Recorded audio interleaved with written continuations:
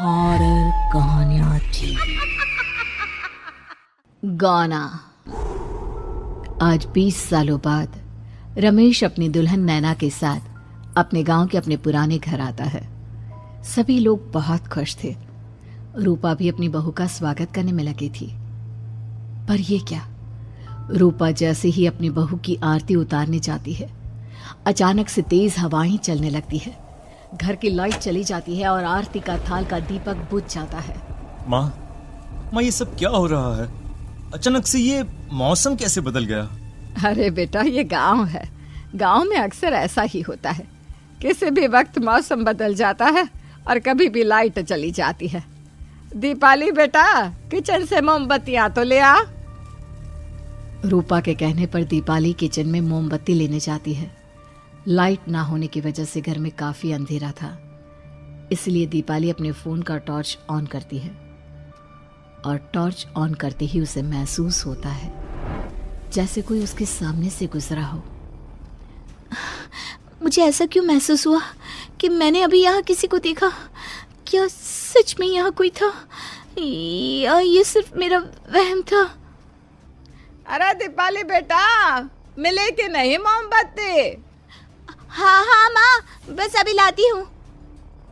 दीपाली सारी बातों को भूलकर मोमबत्ती जलाती है और जैसे ही मोमबत्ती लेकर वापस बाहर जाने के लिए पीछे मुड़ती है तो उसके सामने एक 10 साल की छोटी बच्ची खड़ी होती है। उस बच्ची की एक झलक देखते ही दीपाली डर जाती है और जोर जोर से चिल्लाने लगती है। तभी अचानक से लाइट आ जाती है। दीपाली की आवाज सुनकर शंकर और छोटा भाई पवन उसके पास पहुंचते हैं। क्या हुआ दीपावली बेटा? पापा, मैंने किसी को देखा। दीदी यहाँ पर कोई नहीं है। अंधेरे में वहम हुआ होगा आपको। अब चलो, दरवाजे पर भैया भाभी कब से खड़े हैं। दीपाली भी इसे अपना एक वहम समझकर सबके साथ बाहर चली जाती है, जहां वो लोग अपनी भाभी का स्वागत करते हैं।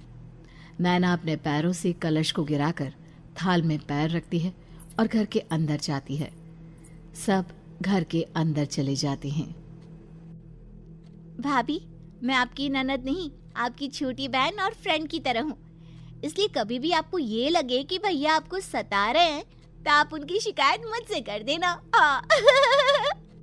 भाभी भैया की शिकायत करे या ना करे, पर मुझसे और माँ से तेरी शिकायत जरूर करेगी। सभी आपस में बैठकर हंसी मजाक कर रहे थे। नैना भी घूंघट किए अपने बिस्तर पर बैठी थी।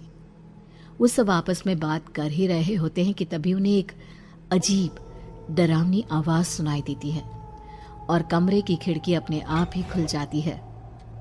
मुझे इसीलिए गांव पसंद नहीं। गांव में ऐसी ही डरावनी आवाजें आती हैं। मैंने तो सुना है गांव में बहुत सारे भूत भी होते हैं और इस मौसम को पता नहीं क्या हो रहा है। मुझे तो बहुत डर लग रहा है। मैं तो अपने कमरे में जा रही हूँ सोने। बाय भाभी, हम कल बात करेंगे। अब सब अपने कमरे में सोने चले जाते हैं। नैना अपने कमरे में बिल्कुल अकेली थी। कुछ देर बाद रमेश अपने कमरे में आता है और देखता है कि नैना खिड़की के पास खड़ी होकर बाहर की ओर एक टक नजरें लगाकर देख रही थी। क्या हुआ नैना, बाहर क्या देख रही हो? मैं बाहर का मौसम देख रही हूँ रमेश जी। इस मौसम को देखकर ऐसा लग रहा है जैसे आज कोई अपना बदला लेने के लिए आया है। तुम क्या बोल रही हो, मेरी कुछ समझ में नहीं आ रहा। और वैसे भी रात काफी हो चुकी है, अब हमें भी सो जाना चाहिए। चलो। इतना बोलकर रमेश सोने के लिए बिस्तर पर लेट जाता है, पर नैना अब भी खिड़की के पास ही खड़ी होती है। रमेश के सो जाने के बाद नैना अपनी सास के कमरे में जाती है और अपनी सास के पास बैठकर रोने लगती है, जिसे सुन सास की नींद खुल जाती है। बहू, अरे क्या हुआ बहू? तू इतनी रात को यहाँ मेरे कमरे में बैठकर रो क्यों रही है? मम्मी जी, आपने मुझे क्यों नहीं अपनाया? आपको पता है, आपकी वजह से मुझे और मेरे परिवार वालों को गांव वालों के कितने ताने सुनने पड़े। तू मेरी बहू नहीं है? कौन है तू? मम्मी जी, मैं आप ही की बहू हूँ। आपने मुझे अब भी नहीं पहचाना? इतना बोलते ही नैना की आंखें लाल हो जाती हैं। वो जोर जोर से हंसने लगती है। मौसम का रुख बदल जाता है। कमरे की खिड़कियां और दरवाजे अपने आप ही खुलने और बंद होने लगते हैं। देखते ही देखते नैना हवा में उड़ने लगती है और वो अपनी आंखों के इशारे से अपनी सास को भी हवा में लटका देती है। तेरी वजह से मुझे और मेरे घर वालों को ताने सुनने पड़े। तूने जो पाप किया है, तुझे उस पाप की सजा मिलेगी और अब तेरी इस गलती की सजा तेरा पूरा परिवार भुगतेगा। इस तरह से नैना बड़ी ही बेरहमी से अपनी सास को मार डालती है और आराम से अपने कमरे में जाकर सो जाती है। अगली सुबह जब घर वालों को कमरे में रूपा की लाश मिलती है तो उन लोगों के पैरों तले जमीन खिसक जाती है। कल तक माँ बिल्कुल ठीक थी, फिर अचानक ऐसा क्या हुआ रात को कि माँ हम सबको छोड़कर चली गई। सारी गलती मेरी है। बेटे की शादी की खुशी में मैं ही रात को घर वापस नहीं आया और चला गया अपने गांव के दोस्तों से मिलने। अगर रात को मैं अपनी रूपा के साथ होता तो शायद आज वो हमें छोड़कर न जाती। घर में शोक का माहौल पसर गया था, पर नैना को इस बात से कोई फर्क नहीं पड़ रहा था और ये बात कहीं ना कहीं पवन को भी समझ में आ रही थी। अब ऐसे ही कुछ दिन बीतते हैं और 1 महीने के अंदर ही अंदर शंकर की भी मौत हो जाती है। पहले माँ छोड़कर चली गई और अब पिताजी। क्या हो गया है हमारे घर को? पता नहीं किसकी नजर लग गई है। भैया ये घर सही नहीं है। हम जब से इस घर में आए हैं कुछ न कुछ बुरा ही हो रहा है। हमें यहाँ से वापस शहर चले जाना चाहिए।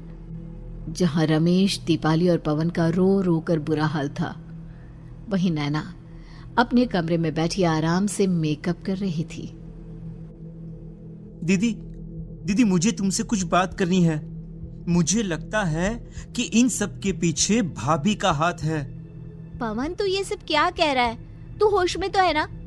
अगर भैया भाभी ने तेरी ये बकवास बात सुन ली तो उनके दिल पर क्या गुजरेगी? तू भाभी पर इतना बड़ा इल्जाम कैसे लगा सकता है? दीदी आप खुद ही देख लो ना, हम जब से इस घर में आए हैं सब कुछ बदल गया है। शादी से पहले नैना भाभी ऐसी बिल्कुल नहीं थी, पर अब वो किसी से बात नहीं करती, ज्यादातर अकेले अपने कमरे में ही रहती है और कभी उनसे बात करो भी तो न जाने कैसी अजीबोगरीब तरह की बातें करने लगती हैं। तू पागल हो गया है? आप समझती क्यों नहीं है दीदी? देखो ना, हमारे घर में मौत का सिलसिला शुरू हो गया है, पर भाभी को कोई फर्क नहीं पड़ रहा।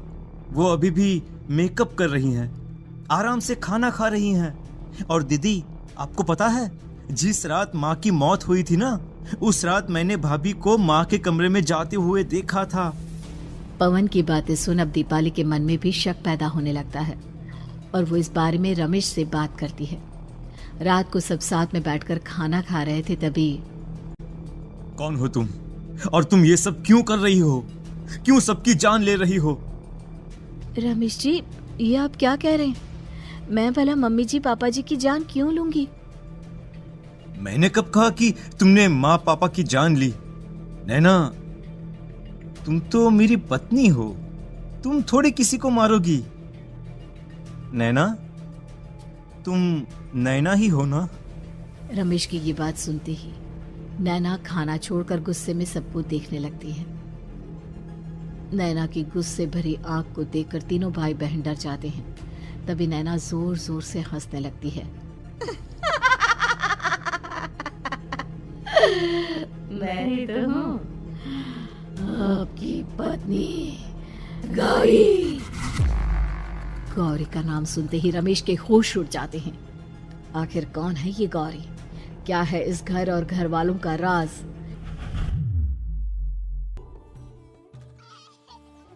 हमारे दोनों बच्चे एक साथ कितने अच्छे लग रहे हैं ना? हाँ, कितने अच्छे दोस्त हैं दोनों। बस बड़े होने के बाद भी इनकी ये दोस्ती बनी रहे तो बच्चे कितने खुश रहेंगे। मैं क्या सोच रहा था कि क्यों ना हम अपनी दोस्ती को रिश्तेदारी में बदल दें। मैं अपने बेटे रमेश की शादी तेरी बेटी गौरी से करना चाहता हूँ। इस तरह हमारे बच्चे भी हमेशा साथ रहेंगे और हमारी दोस्ती भी रिश्तेदारी में बदल जाएगी। शंकर की इस बात से उसके दोस्त को बहुत अच्छा लगता है और वो अपनी बेटी की शादी रमेश से करवाने के लिए तैयार हो जाता है। बहुत जल्द दोनों परिवार मिलकर बचपन में ही रमेश और गौरी की शादी करा देते हैं। अरे शंकर, अपने बच्चों की शादी करवा कर हमने अपनी दोस्ती को रिश्तेदारी में बदल तो लिया, पर मैं चाहता हूं कि अपनी गौरी का गौना 2 साल बाद करूं, ताकि वो थोड़ी समझदार हो जाए। अरे हाँ हाँ दोस्त, बिल्कुल, हमें कोई दिक्कत नहीं है। इसी तरह समय बीतने लगता है। समय के साथ शंकर का कारोबार तरक्की पकड़ लेता है और 2 साल बाद शंकर अपने पूरे परिवार के साथ शहर में शिफ्ट होने की तैयारी कर लेता है। जब यह खबर उसके दोस्त को पता चलती है तो वो शंकर से बात करने उसके घर जाता है। शंकर, 2 साल पूरे हो चुके हैं और अब तू शहर भी जाने वाला है। मैं सोच रहा था कि तेरे शहर जाने से पहले गौरी का गौना कर दूं, ताकि तू अपनी बहू को अपने साथ लेकर जा सके। ये तू कैसी बातें कर रहा है? रिश्तेदारी बराबरी वालों से होती है, और वैसे भी अब मेरा बेटा या मेरा परिवार कोई भी इस रिश्ते को नहीं मानता। ये तू कैसी बातें कर रहा है दोस्त? जब हमने अपने बच्चों की शादी करवाई थी तब हम दोनों ही एक बराबर थे। पिछले 2 साल में तेरा कारोबार थोड़ा सा अच्छा क्या चल गया तो पुराने रिश्ते ही तोड़ देगा। देख भाई, ऐसा मत कर। अगर तूने मेरी बेटी को अपनी बहू के रूप में नहीं अपनाया तो कोई भी मेरी बच्ची से शादी नहीं करेगा। अरे उसकी जिंदगी बर्बाद हो जाएगी। यार देख, वैसे भी बाल विवाह तो कानून मान्यता नहीं देता, फिर मैं कैसे दे दूं? तू अपनी बेटी के बड़े होने पर उसकी शादी किसी दूसरे लड़के से करवा देना। वैसे भी तब तक ना उसे और ना ही गांव वालों को ये बात याद रहेगी। मेरे बेटे को बख्श दे मेरे भाई। इस तरह से शंकर अपने दोस्त के परिवार और गौरी को गांव वालों के ताने सुनने और जिल्लत से भरी जिंदगी जीने के लिए छोड़ अपने परिवार वालों के साथ शहर चला जाता है।